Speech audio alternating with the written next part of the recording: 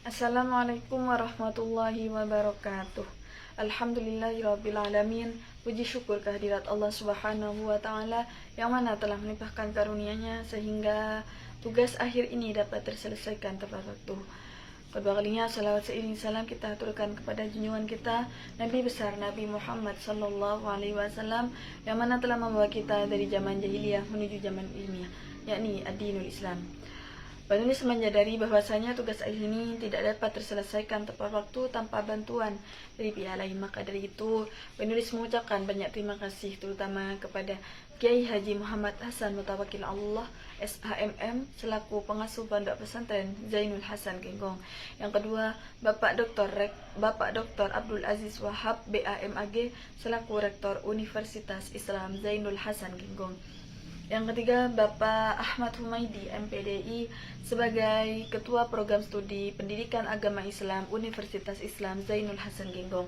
Dan tak lupa pula, penulis sangat mengucapkan banyak terima kasih kepada Ibu Dr. Endah Triwisulaningsih MPDI sebagai dosen pembimbing 1 dan Wakil Rektor 2 Universitas Islam Zainul Hasan Genggong. Dan juga Ibu Nur Fatimah MPDI sebagai dosen pembimbing 2. Berkat bantuan beliau, penulis dapat menyelesaikan tugas akhir ini dengan tepat waktu. Dan tak lupa pula yang saya hormati Bapak Ibu dosen penguji seminar proposal pada hari ini.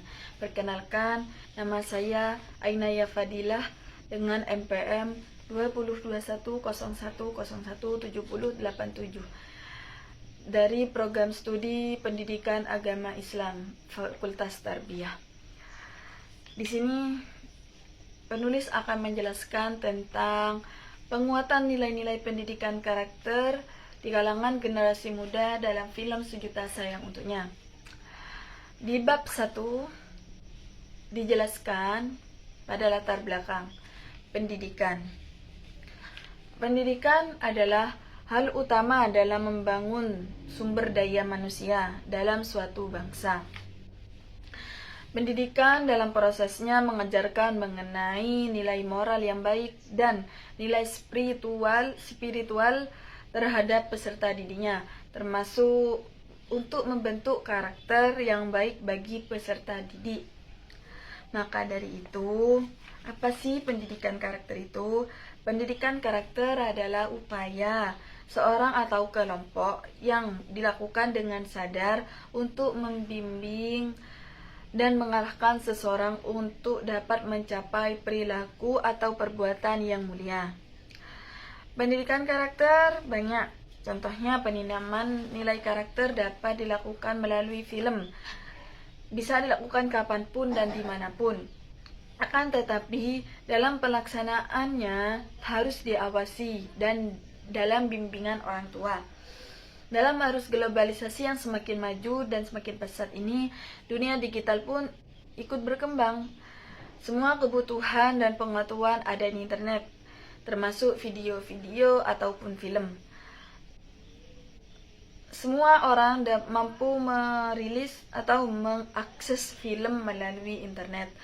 Film yang dirilis di Indonesia banyak yang bertema pendidikan, yang dapat menginspirasi dan dijadikan pembelajaran bagi penontonnya. Contohnya apa? Yaitu film Sejuta Sayang Untuknya. Film Sejuta Sayang Untuknya adalah karya Herwin Novianto yang tayang pada bulan Oktober pada tahun 2020 untuk memperkuat pada itulah latar belakang dari penguatan nilai-nilai pendidikan karakter di kalangan generasi muda dalam film Sejuta Sayangnya. Rumusan masalah. Baik, lanjut. Rumusan masalah. Yang pertama, bagaimana nilai pendidikan karakter yang terdapat dalam film Sejuta Sayang Untuknya.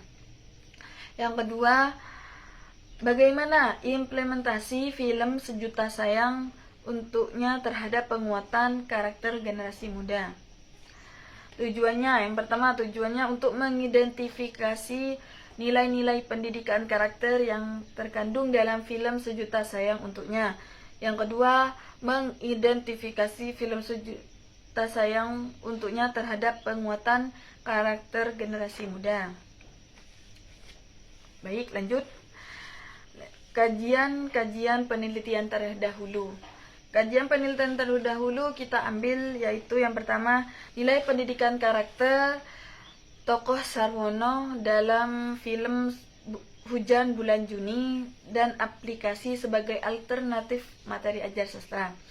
Di sini tokoh Sarwono memiliki nilai pendidikan karakter yang paling dominan terhadap nilai religius dan kejujuran. Penerapan nilai pendidikan karakter Sarwono film Hujan Bulan Juni dan aplikasi sebagai alternatif materi ajar disesuaikan pada kondisi kehidupan siswa masing-masing. Yang kedua, kajian penelitian terdahulunya yaitu nilai pendidikan karakter dalam film Layangan Putus episode 1A. Produksi MD Entertainment adalah nilai kebangsaan, integritas, keberanian, kerendahan hati, kasih sayang, ingin tahu, demokratis, religius, dan bertanggung jawab. Harapannya setiap pendidikan karakter tersebut dapat dilaksanakan, diamalkan, serta terimplementasikan dalam kehidupan oleh penulis serta pembaca. Yang ketiga, nilai pendidikan karakter religius dalam film Omar dan Hana. Film animasi Omar dan Hana merupakan film yang dapat dijadikan referensi sebagai bahan alternatif pembelajaran, khususnya dalam nilai pendidikan religiusnya. Yang keempat ialah nilai-nilai pendidikan karakter film animasi Upin dan Ipin episode Kedai Makan Upin dan Ipin, yaitu nilai religius, nasional, gotong royong. Dari kelima nilai karakter di atas dapat disimpulkan dalam film Kuala Qamal. Dalam film Kuala Qamal banyak ditemukan nilai karakter seperti kreatif, rasa ingin tahu, jujur, kerja keras, disiplin, dan banyak lagi. Nilai pendidikan karakter lainnya menyusul pada nilai 1 poin. Dari hasil analisis dapat dinilai bahwa karakter yang terdapat dalam film Kuala Qamal yang paling dominan yaitu nilai kreatif dan rasa ingin tahu. Meskipun nilai religius tidak terdapat dalam film tersebut, tetapi dalam film tersebut merupakan nilai yang harus dimiliki oleh karakter bangsa Indonesia. Hal positif yang dapat diambil dari film Kuala Qamal yaitu nilai kreatifnya. Di sini kajian teori. Yang pertama, penguatan. Penguatan menurut Wina Sanjaya ialah segala bentuk respon yang merupakan bagian dari modifikasi tingkah laku master terhadap tingkah laku siswa, yang bertujuan untuk memberikan informasi ataupun umpan balik bagi siswa atas perbuatan dan responnya, yang diberikan sebagai suatu dorongan dan koreksi. Udin S. Winata juga memberikan pengertian penguatan ialah sebagai suatu respon yang diberikan kepada siswa terhadap perilaku atau perbuatannya yang dianggap baik, yang dapat membuat terulangnya dan meningkatkan pribadi yang lebih baik.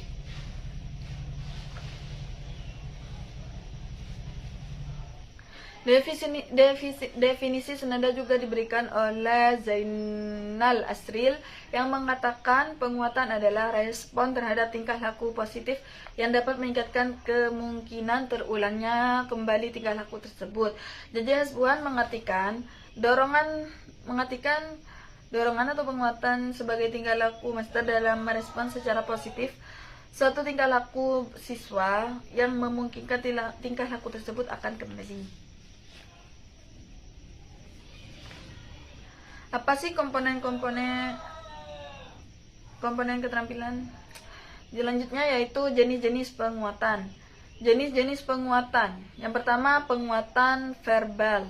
Penguatan verbal adalah penguatan yang diungkapkan dengan kata-kata pujian, dukungan, pengakuan, atau dorongan yang membuat siswa akan merasa puas dan berbesar hati sehingga ia akan merasa puas dan terdorong untuk lebih aktif belajar. Yang kedua, penguatan non-verbal. Penguatan non-verbal ini diberikan tidak melalui kata-kata, tapi menurut Zainal Asri sebagai berikut: melalui mimik dan gerak badan, penguatan dengan cara mendekati, penguatan melalui sentuhan, penguatan melalui kegiatan yang menyenangkan, penguatan melalui simbol atau tanda. Itulah pasti pendidikan karakter. Pendidikan karakter adalah suatu proses pembelajaran yang bertujuan untuk menanamkan nilai-nilai luhur dan sikap positif pada individu, sehingga mereka dapat menjadikan manusia yang berintegritas, bertanggung jawab, dan bermanfaat bagi masyarakat. Ini bukan hanya sekedar menghafal teori, tetapi lebih kepada penerapan nilai-nilai tersebut dalam kehidupan sehari-hari. Pendidikan karakter merupakan hal yang harus diperhatikan, terutama pada perealisasian pendidikan di Indonesia pada masa sekarang, yang mengalami banyak permasalahan-permasalahan yang menyimpang dari nilai normal dan pesan moral, yang mana kebanyakan dari perilaku penyimpangan ini terjadi pada generasi muda. Menurut para ahli Samni, Muklas Haryanto, dan Koisoma, dan ingin karakter adalah cerminan dari nilai-nilai yang kita anut, yang membentuk cara kita berpikir, bersikap, dan mencerminkan kepribadian unik kita. Karakter yang baik ditandai dengan perilaku positif seperti jujur, peduli, bertanggung jawab, sementara karakter yang buruk ditandai dengan perilaku negatif seperti ketidakjujuran atau kekejaman.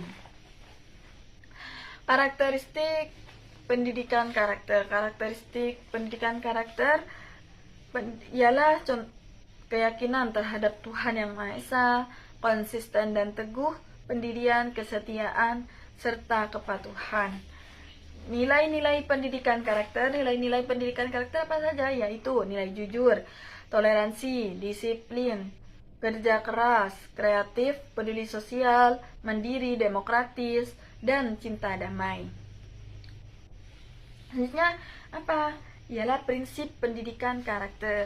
Prinsip pendidikan karakter apa saja? Yang pertama, kontinuitas. Kontinuitas merupakan proses pengembangan karakter yang dimulai dari tingkat pendidikan rendah sampai tertinggi. Yang kedua, disisipkan pada semua pelajaran yang ada di sekolah, baik berupa seleksi bakat ataupun muatan lokal. Yang ketiga, pengembangan bakat melalui aspek afektif, kognitif, atau psikomotorik. Yang keempat, proses pembelajaran pada peserta didik dalam metode yang efektif. Hakikat pendidikan karakter. Hakikat pendidikan karakter. Pendidikan karakter dalam Islam adalah suatu proses pembentukan akhlak, karakter, dan budi yang baik. Seorang yang bertanggung jawab terhadap tugas diberikan Allah kepadanya di dunia maupun melaksanakan ibadah perintahnya dan menjauhi larangannya. Pendidikan karakter merupakan suatu bentuk usaha sadar mengembangkan nilai-nilai yang baik dalam rangka memanusiakan manusia, menyempurnakan kepribadiannya. Pendidikan karakter ialah sebuah proses transformasi nilai-nilai kehidupan untuk dapat dikembangkan dalam kepribadian individu, sehingga bisa menyatu dalam sikap dan tingkah laku pada diri seseorang. Selanjutnya, faktor-faktor yang mempengaruhi nilai sifat menguntungkan atau tidak menguntungkan dan berasal dari dalam setiap individu. Faktor berhubungan dengan keterampilan komunikasi umum, keterampilan seseorang dalam berinteraksi dengan orang lain, dan batin. Apa sih faktor internal? Faktor internal itu bisa melalui insting, naluri, adat atau kebiasaan, kehendak atau kemampuan, suara hati atau batin, dan keturunan. Yang kedua, faktor eksternal. Faktor eksternal adalah faktor yang dipengaruhi oleh lingkungan sekitar. Faktor eksternal ini memegang peranan penting dalam membentuk kepribadian seseorang. Ialah faktor eksternal apa saja? Ialah lingkungan keluarga, lingkungan sekolah, maupun lingkungan masyarakat. Baik, selanjutnya ialah generasi muda. Apa sih generasi muda itu? Generasi muda dalam pengertian umum adalah golongan manusia yang berusia 0 sampai 35 tahun. Secara sosiologis dan praktis, anggota pribadi yang masuk dalam kelompok itu memiliki pengalaman yang sama, khususnya peristiwa besar yang dialami dan serentak oleh masyarakat, misalnya generasi pembangun. Generasi muda merupakan salah satu elemen utama penerus dan regenerasi bangsa. Masa muda atau remaja adalah proses peralihan masa kanak-kanak menuju masa dewasa, yaitu masa paling menentukan perkembangan generasi muda atau remaja secara emosional, moral, spiritual, dan fisik. Selanjutnya ialah kerangka konseptual. Kerangka konseptual penulis sebagai berikut. Ini merupakan kerangka konseptual penulis. Nilai-nilai pendidikan karakter. Nilai pendidikan karakter apa saja? Ialah jujur, toleran, disiplin, kerja keras, kreatif, mandiri, dan demokratis, serta cinta damai. Yang diambil dari film Sejuta Sayang apa saja? Model penguatan nilai karakter, penguatan positif, pembelajaran sosial, model kognitif perilaku, serta penguatan diri, sehingga penulis mengambil judul yang berjudul penguatan nilai-nilai pendidikan karakter dalam film Sejuta di kalangan generasi muda dalam film Sejuta Sayang Untuknya. Baik, lanjut bab 3. Bab 3 di sini menjelaskan tentang metode penelitian. Jenis analisis data yang digunakan dalam proposal ini ialah semiotika Roland Barthes dengan menganalisis dialog, monolog, dan gerakan tubuh yang mengandung adegan, scan, atau pesan moral dalam film Sejuta Sayang Untuknya. Analisis semiotika Roland Barthes sendiri menjelaskan secara etimologis semiotika berasal dari kata Yunani yaitu semion, berarti tanda, atau tanda itu dianggap mewakili sesuatu yang lain. Sementara itu secara terminologis, semiotika dapat didefinisikan sebagai ilmu yang menyelidiki sederetan luas objek, peristiwa, dan seluruhnya kebudayaannya sebagai tanda. Peneliti sebelumnya sebagai tolak ukur peneliti untuk menulis dan menganalisis penelitian yang dilakukan. Oleh sebab itu, peran penelitian ini dalam hal ini adalah pengamatan penuh. Selanjutnya ialah data dan sumber data penelitian. Yang pertama, data primer. Data primer pada penelitian ini adalah film Sejuta Sayang Untuknya yang disutradai oleh Kak Herwin Novianto serta tayang pada perdana di platform digital Disney Hotstar pada 23 Oktober 2020 dengan durasi 1 jam 30 menit. Yang kedua, data sekunder.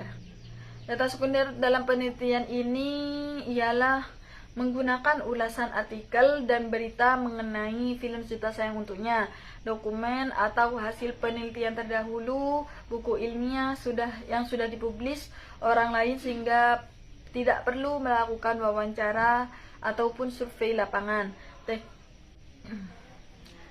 Lanjutnya ialah teknik pengumpulan data. Teknik pengumpulan data yang pertama, teknik menyimak.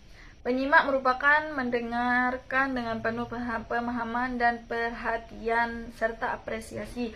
Teknik menyimak pada penelitian ini digunakan untuk menyimak berulang-ulang film Sejuta Sayang Untuknya sehingga nantinya menjadi paham akan alur yang cerita yang terdapat dalam film tersebut.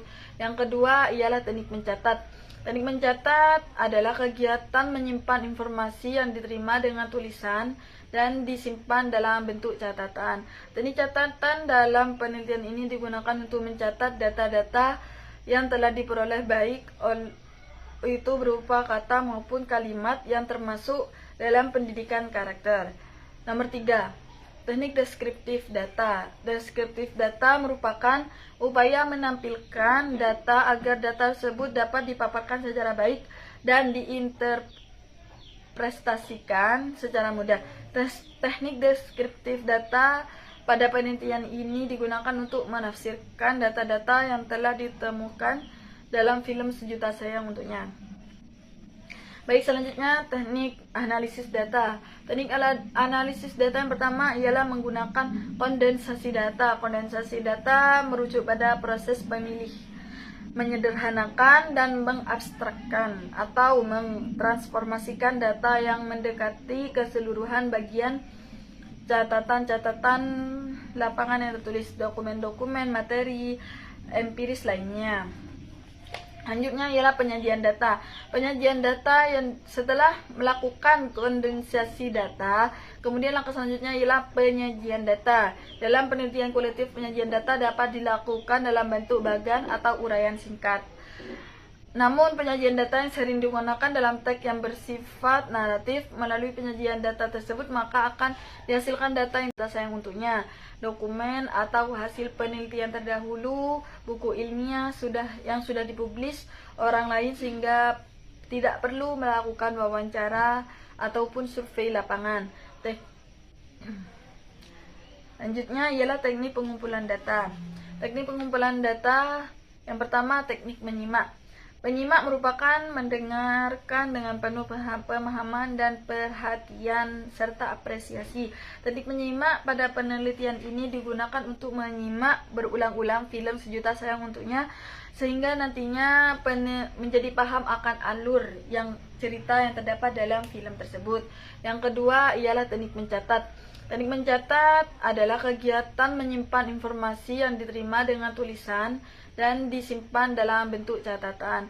Teknik catatan dalam penelitian ini digunakan untuk mencatat data-data yang telah diperoleh, baik itu berupa kata maupun kalimat yang termasuk dalam pendidikan karakter. Nomor 3, teknik deskriptif data. Deskriptif data merupakan upaya menampilkan data agar data tersebut dapat dipaparkan secara baik dan diinterpretasikan secara mudah. Teknik deskriptif data pada penelitian ini digunakan untuk menafsirkan data-data yang telah ditemukan dalam film Sejuta Sayang Untuknya.